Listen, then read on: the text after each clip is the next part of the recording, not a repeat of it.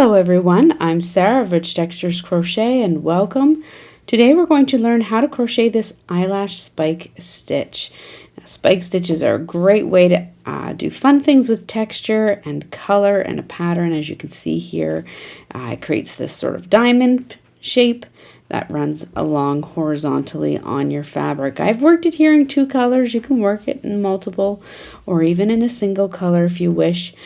Using at least 2 colors does bring out the texture and the design in the pattern. Today for the tutorial, I'll continue using 2 colors. I'm going to be using this green color as well as this tan. This is the Heatherly yarn by We Crochet and Knit Picks.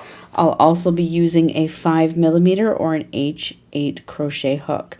There are links to these down in the description of this video.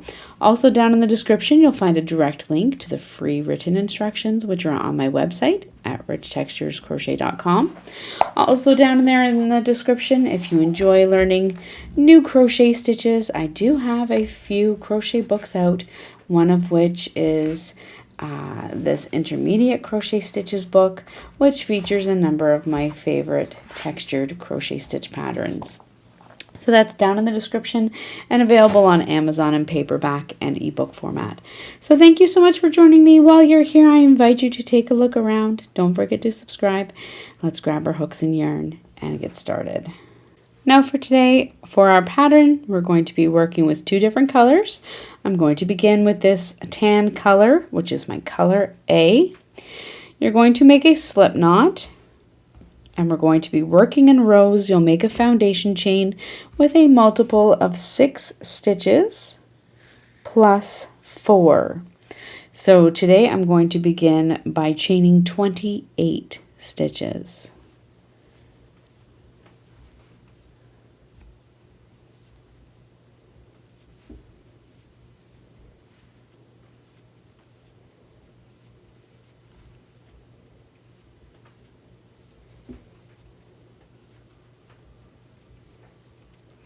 There's 24, which is my multiple of 6, plus 4 more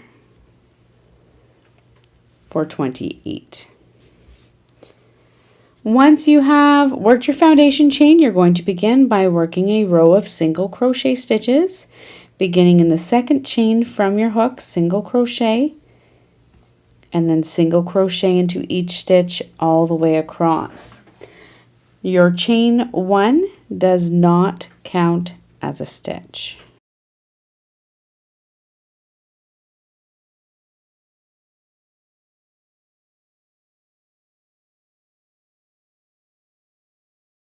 At the end of row 1, you're going to chain 1 and turn your work. Now for the next 3 rows, rows 2, 3, and 4, you're simply going to work rows of single crochet. Your chain 1 does not count as a stitch, so single crochet into that first stitch, then single crochet into each stitch all the way across. At the end of your row, chain 1, turn your work, and work 2 more rows. So you want to have a total of 4 rows of single crochet stitches. At the end of your 4th row, you're going to switch over to your color B. So I'm going to go ahead, work rows 2, 3, and 4, and then I'll meet you back here at the end so that I can show you how I like to switch colors in the middle of a project. At the end of row 4, we're going to be switching over to our color B. To switch over to the color B, what I like to do is, with my color A still attached, in the final stitch of that row, insert your hook, yarn over and draw up a loop, then drop your color A, pick up the color B, place it on your hook. Some people will use a slip knot, and then pull through. You can then just tighten up that stitch there on color A. We're going to chain 1, which I like to work around my tails just to sort of lock them in there, and turn your work. Now, depending on the pattern, there's a couple things you can do. You can fasten off at the end of each row and weave in your ends. Fasten off that color A, for instance, in this case.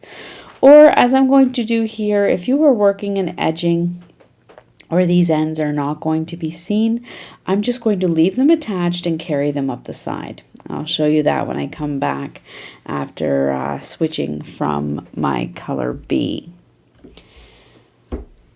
So now with our color B, we're going to begin working row 5. For row 5, we're going to start with some spike stitches. And we're going to begin by working 1 single crochet into the first stitch. So we're just working into our first and the tops. Next, you're going to single crochet into the next stitch. Our single crochets on either end, that first stitch, I sort of see them as anchor stitches. They're going to anchor our spike stitches that follow. You're then going to work a spike single crochet stitch into the next stitch but 2 rows below. So here's our next stitch, but under that next stitch there'll be a little hole. You're going to insert your hook, yarn over and drop your loop to the height of your single crochet, yarn over and pull through 2 loops. So that's our single crochet 2 rows below. We're then going to work a spike stitch in the next stitch but 3 rows below. So count down. Here's our first row, 1, then 2, then under that next stitch into our third row, work or 3 rows below, work 1 spike stitch. Insert your hook, yarn over, drop your loop to the height of your single crochet, yarn over and pull through 2 loops. So our stitches are going to be getting progressively longer. Next, work a spike single crochet in the next stitch, but 4 rows below. So in the row just below, which would be our first row of single crochet, bring your hook down in front, insert your hook, yarn over, drop a loop to the height of the single crochet, yarn over and pull through 2. Couple things to note about these spike stitches is that you don't want them to be too tight, as it will cause your fabric to roll forward. You also don't want them to be too loose, because then they'll be loopy, for lack of a better word. They won't lie flush with your fabric. So you do want to just gently pull them up to the height of the single crochet. You're then going to work a spike single crochet in the next stitch, 3 rows below, a spike stitch in the next stitch, 2 rows below,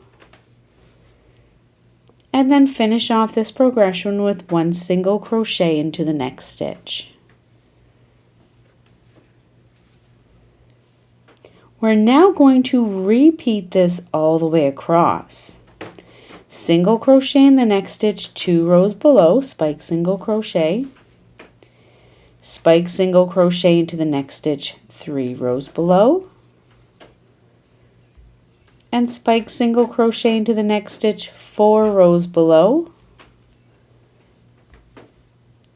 spike stitch into the next stitch, 3 rows below, then 2 rows below, and then single crochet into your next stitch. You're going to repeat this all the way across until you come to that final stitch.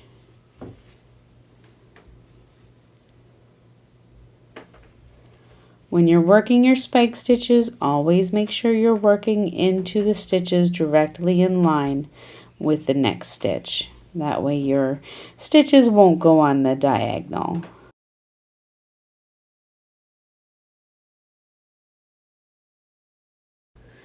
Once you've worked your spike stitches all the way across until 1 stitch remains, you're going to finish off with our anchor single crochet into that final stitch. You're then going to chain 1 and turn your work. Now for the next 3 rows, rows 6, 7, and 8, you're simply going to single crochet into that first stitch and then single crochet into each stitch all the way across. At the end of your row 8, you're once again going to switch back to your color A.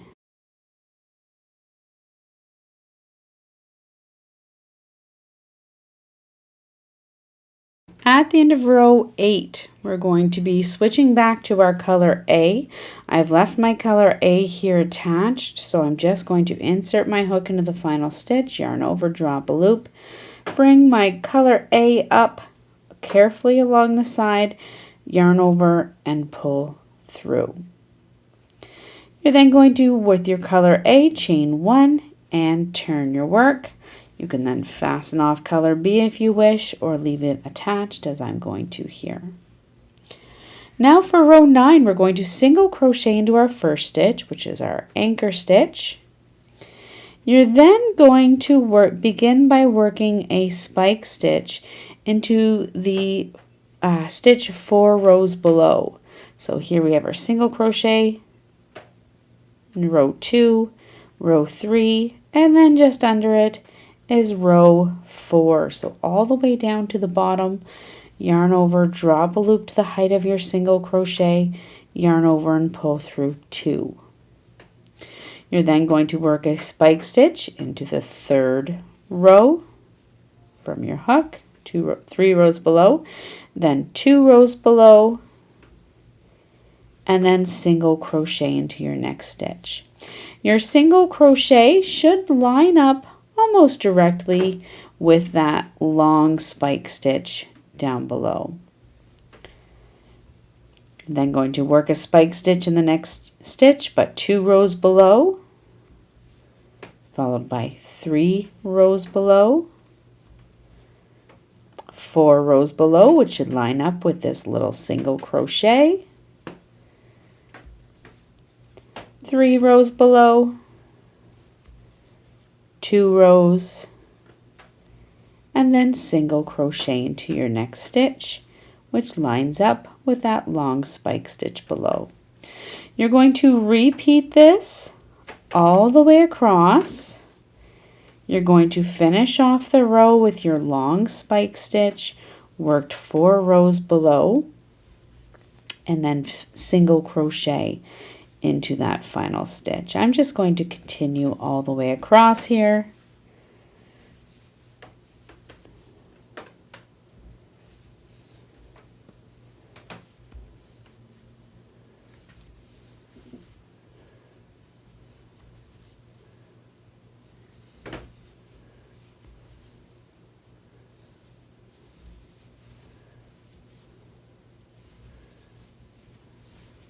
We have 4 stitches left here, 2 rows below,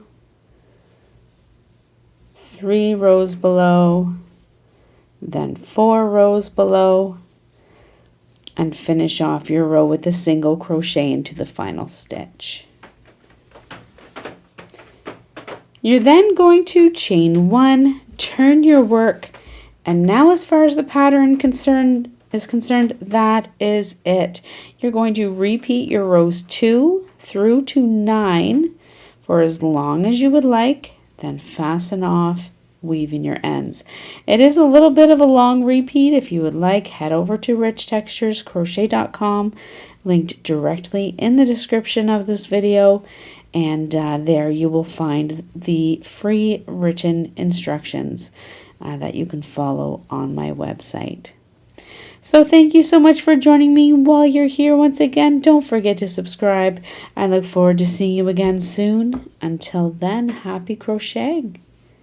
Bye.